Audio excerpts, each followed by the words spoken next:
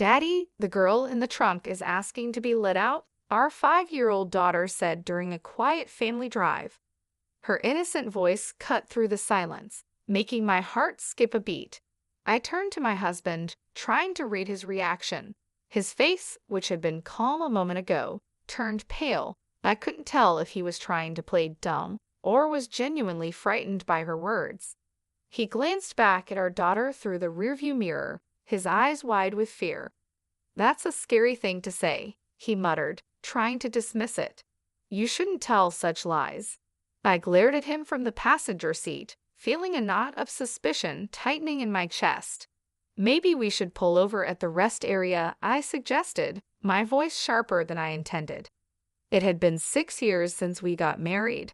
I had always been supportive of my husband, even though his job kept him busy. I had been the one holding things together at home, managing everything while he focused on his career. But now, with our daughter's strange words hanging in the air, I felt a chill of uncertainty. Was something dark about to be revealed? "My name is Lisa Jackson. I married my husband, James, when I was 30 years old.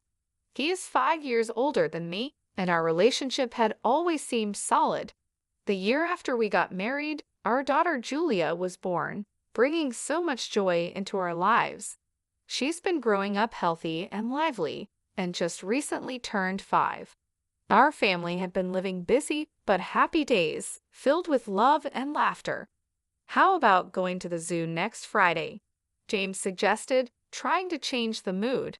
"Yay! I want to see the giraffes," Julia squealed with excitement, her earlier comment seemingly forgotten.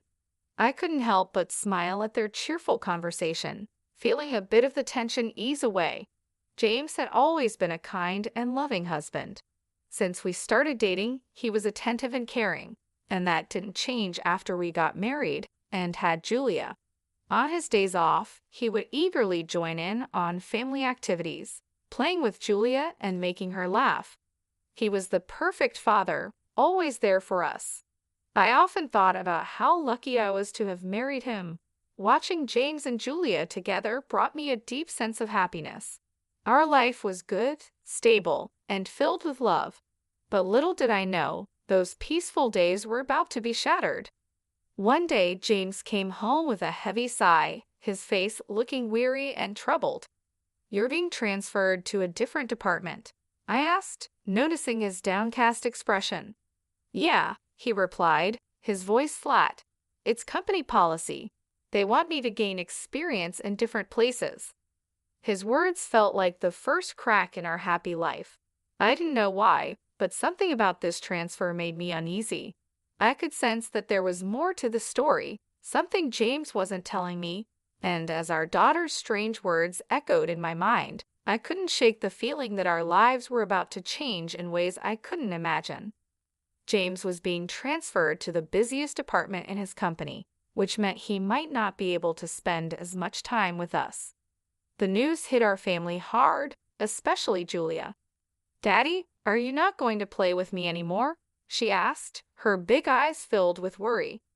James, trying his best to reassure her, gently stroked her hair and said, "I'll do my best to spend as much time with you as possible, Julia. Let's go to the zoo again sometime soon." Despite his comforting words, I could see the regret in his expression.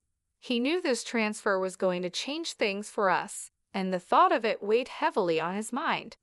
As I watched him with our daughter, a tightness grew in my chest, overwhelmed with emotions.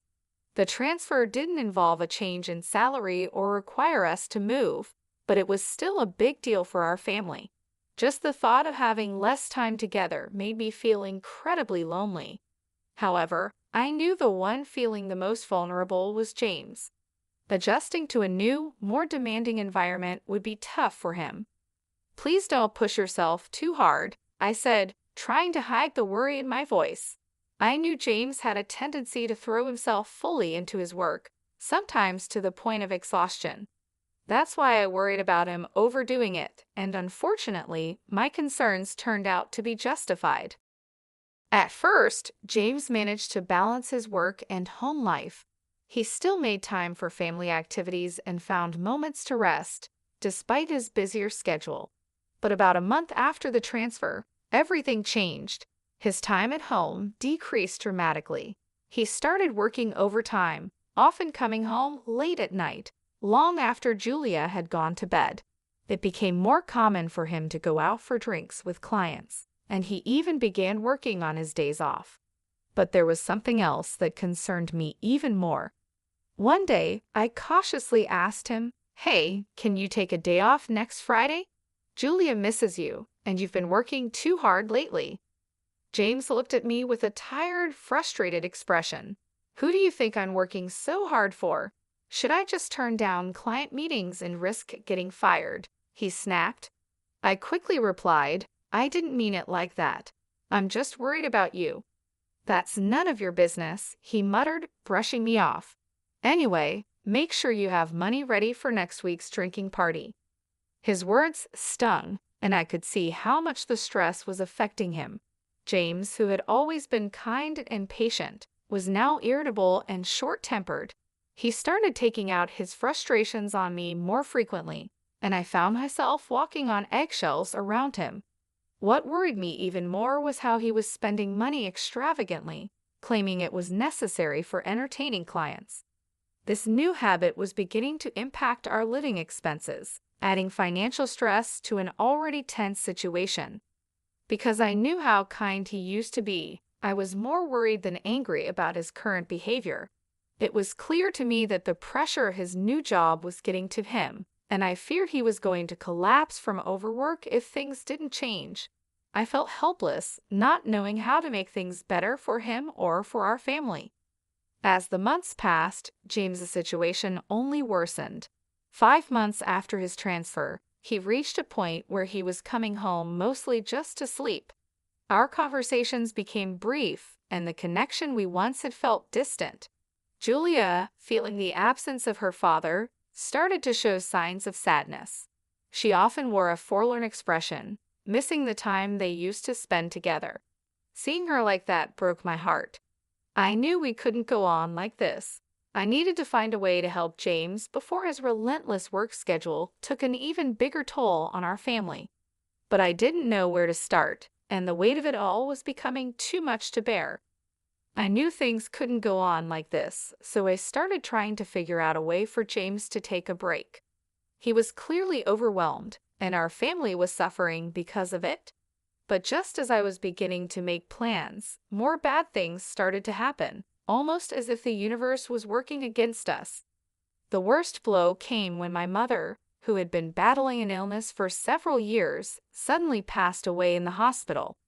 The moment I heard the news, it felt like the ground had been pulled out from under me.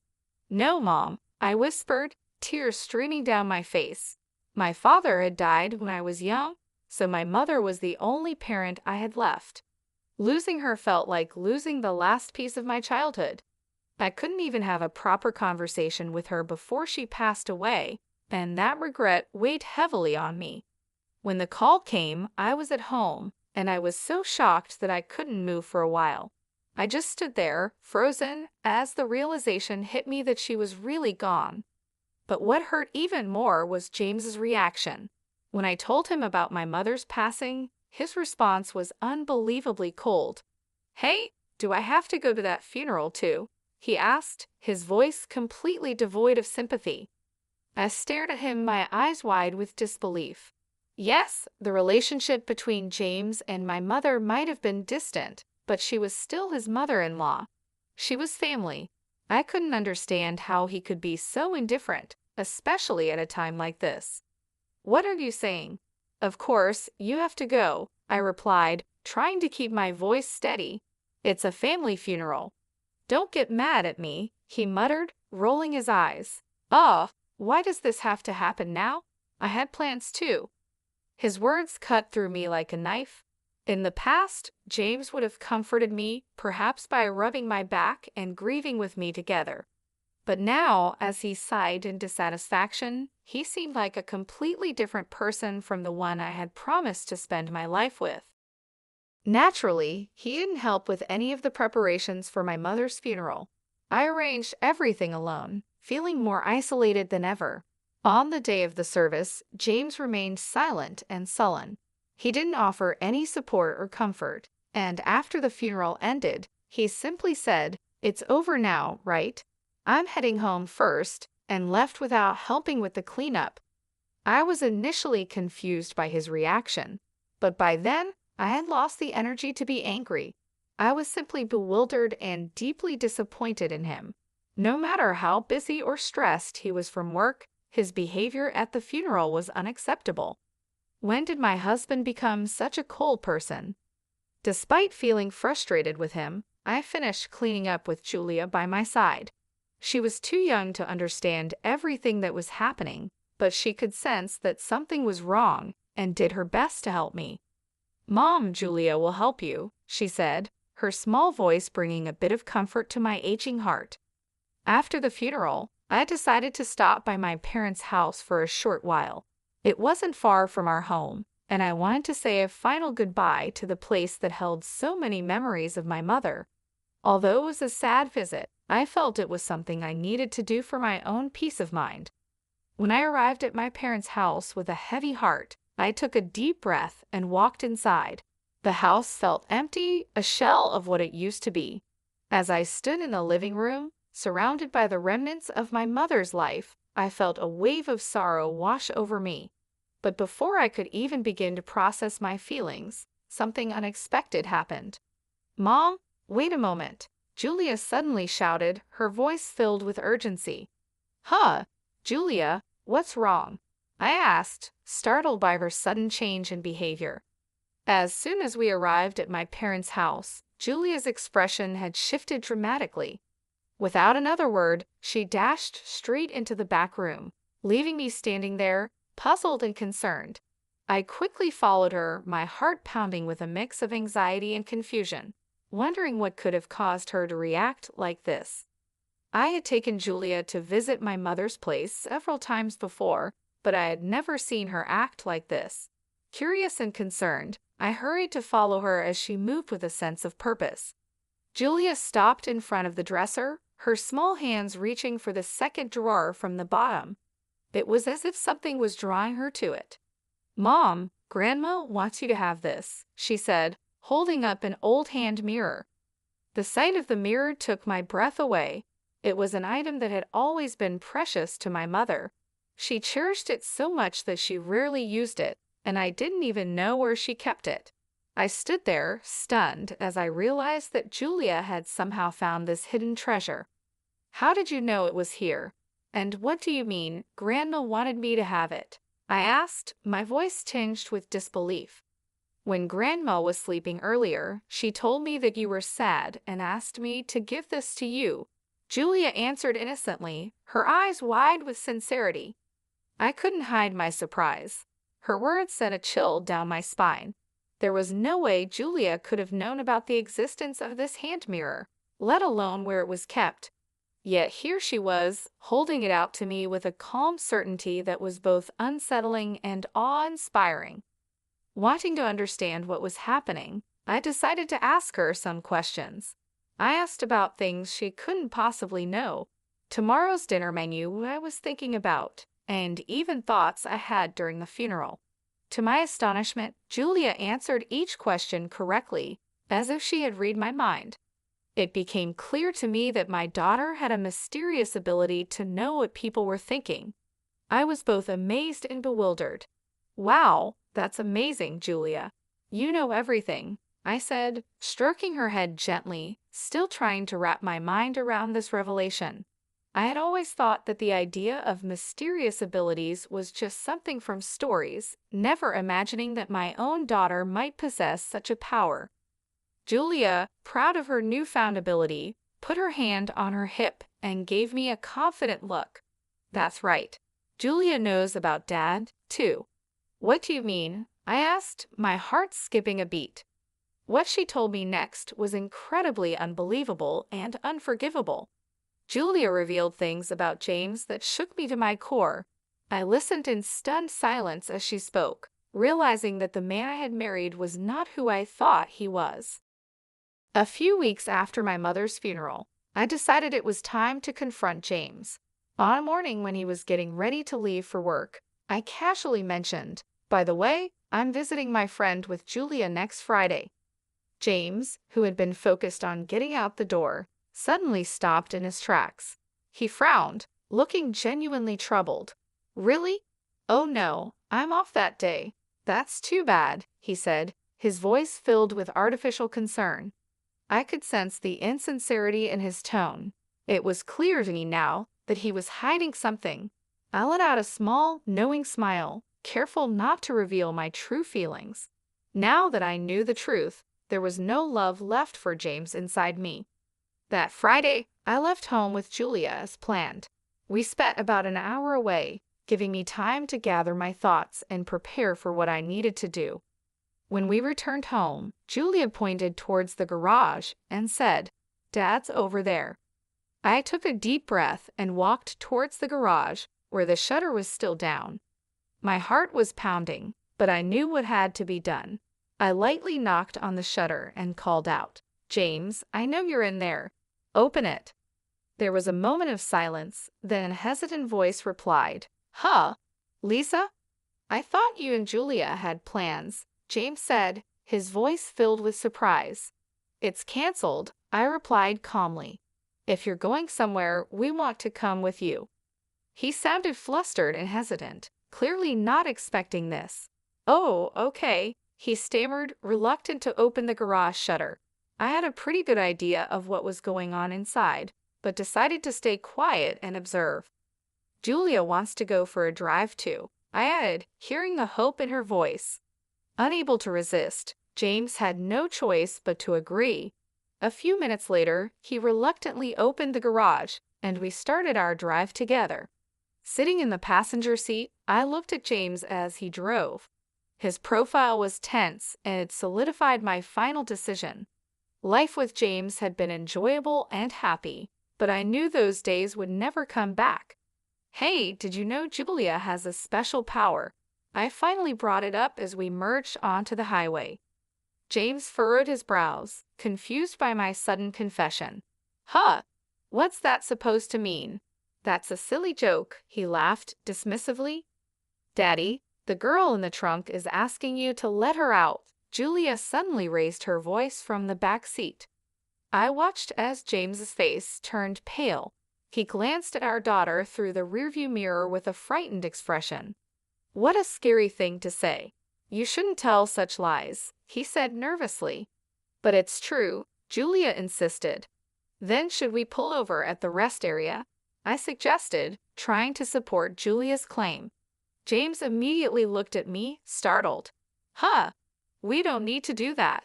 It's just a kid's joke," he said, trying to brush it off. "Julia has a mysterious power, you know. Besides, it's hot today, and it could be dangerous if someone's really in there." He must have thought my suggestion made sense. After flinching and stiffening, he reluctantly headed towards the rest area with a contorted expression on his face. Upon arrival, we left Julia in the air-conditioned car and went outside to check the trunk. "I don't think there's anything in there. Come on, quickly," I urged to James, who was hesitating. Realizing he couldn't escape anymore, James nervously opened the trunk, breaking into a cold sweat. In the next moment, a young woman jumped out, her face flushed red from the heat. "I knew you were cheating," I shouted, my suspicions confirmed. The young woman, looking embarrassed and uncomfortable, stood there while James shook his head nervously. "No, it's not like that. She is a colleague from work. We were just working together," he stammered, trying to explain. "Wow, working in the trunk of our car?" I retorted sarcastically. "At the new apartment you're doing a job?" James's excuses were pathetic and unbelievable. It turned out that while Julia and I were out, James had been cheating with this woman at home. They were about to go for a drive when we returned unexpectedly, so he had no choice but to hide her in the trunk. As the woman was taken away, James seemed unable to grasp the situation fully. He kept trying to come up with more excuses, but I wasn't listening anymore. I knew our marriage was over. The trust and love we once had were gone, replaced by betrayal and lies. I looked at Julia, who was watching everything quietly from the car.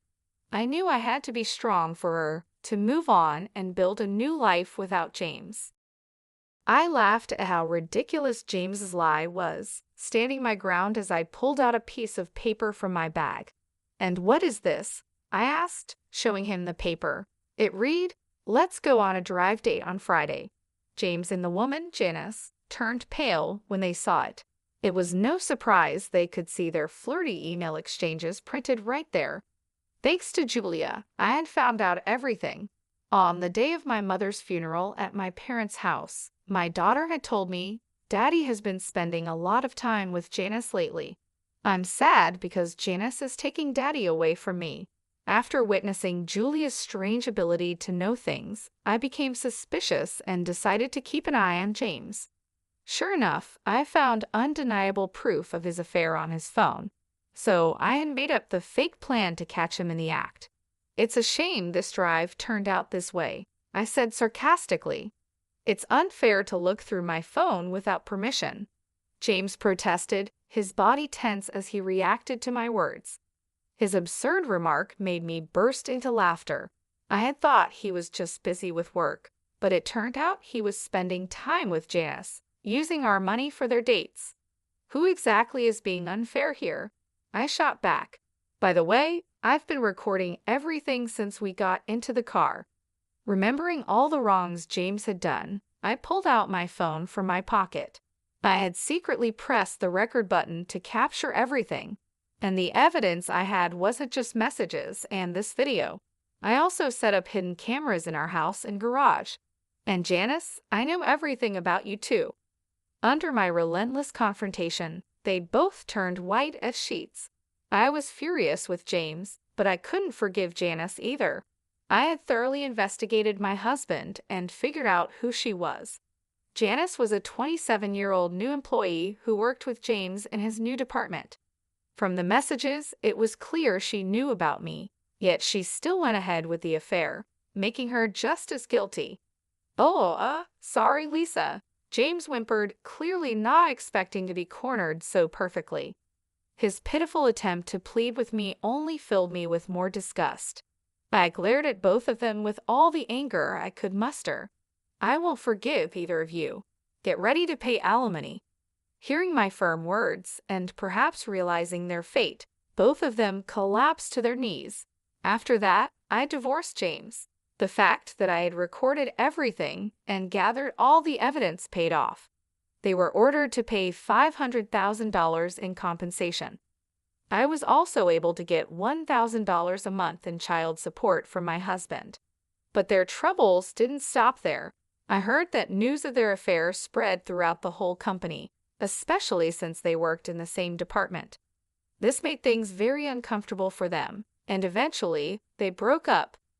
Their coworkers started to disapprove of them, and in the end, they had no choice but to resign.